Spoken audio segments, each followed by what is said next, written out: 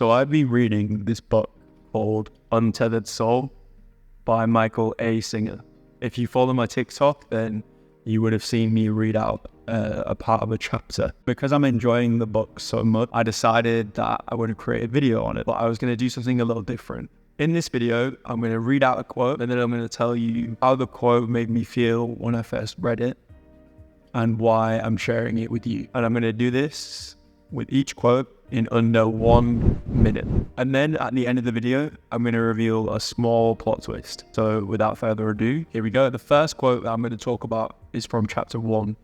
It's called Voice Inside Your Head. If I was to round up this chapter, I would say this chapter is all about mental dialogue, which basically just means your internal voice. It doesn't care which side it takes, just as long as it keeps talking. I don't know if there is a word for something when you already knew it, but you didn't pay that much attention to it, and now you've acknowledged that it's actually happening. The just as long as it keeps talking part of the quote is the part that really stuck with me. To me, that means it doesn't care what drivel the voice say, as long as it keeps talking and as long as it's in the spotlight. It doesn't care for you. It will just keep internally talking. It doesn't take you into consideration. If I was going to apply this to my life, I would do this by being more conscious about it than I used to be, and recognize that actually this internal dialogue is not going to stop, and it's not going to stop for you either, especially if you're like me and you're a very reflective person. It's kind of like how you can always see your nose, but your mind crosses it out of your vision and ignores it. And I'm not saying I would advise to ignore it. I would just try and be more at peace with it and be aware that it is there at the times that are necessary. The next quote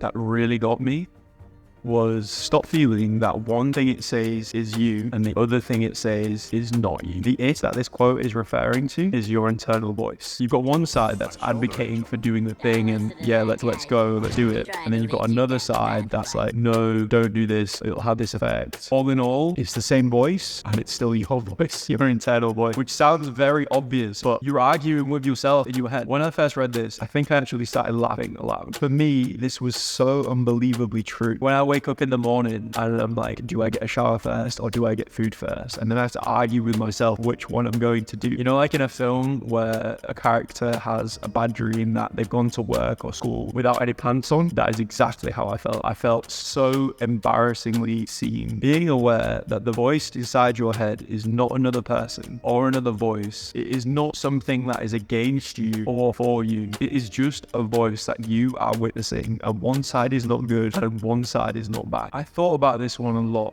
and whether or not I should share this one with you and talk about it the way I'm going to. And then I realized two things. One, it's important to highlight the importance of disagreeing. And two, I wanted to be absolutely transparent.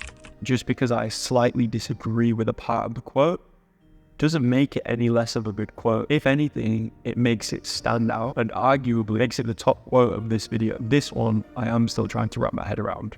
But here goes. There is nothing more important to true growth than realizing you are not the voice in your mind.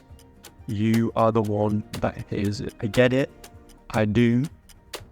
But just not fully. To me, the difficulty lies in, yes, we might be able to hear the voice and be a spectator, as it talks about in the book, but we are the one that controls that voice. And that is where I struggle, because how can you be a spectator and a performer at the same time? That part just doesn't make too much sense to me. All right, I may have to cheat with this one in terms of time because this quote is a little bit chunkier. And honestly, I wish I could just throw pages at people and then they would have to read them.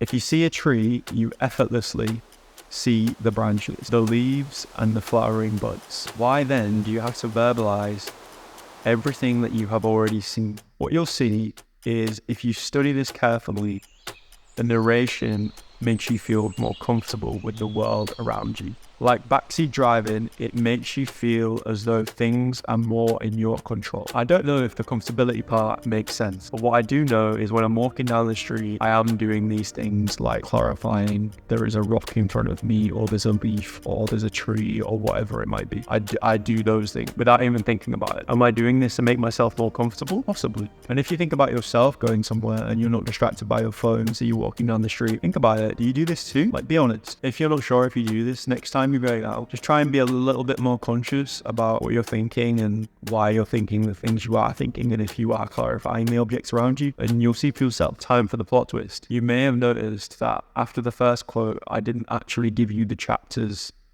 of where I got the other quotes from. That's because all the quotes in this video that I've spoken about were from chapter 1. And I did this on purpose to highlight how valuable this book has been for me. The first quote that I quoted was from page 8, which is literally the second page of the first chapter. Because I'm enjoying this book as much as I am, I've decided that I wanted to share with you my favorite chapters so far. If I could get everybody to read some chapters, it would be obviously chapter 1, chapter 2, chapter 5, chapter 9, which is the chapter that I took parts from and read it through on TikTok. When I read it, I was just like, holy shit, I have to share this with people.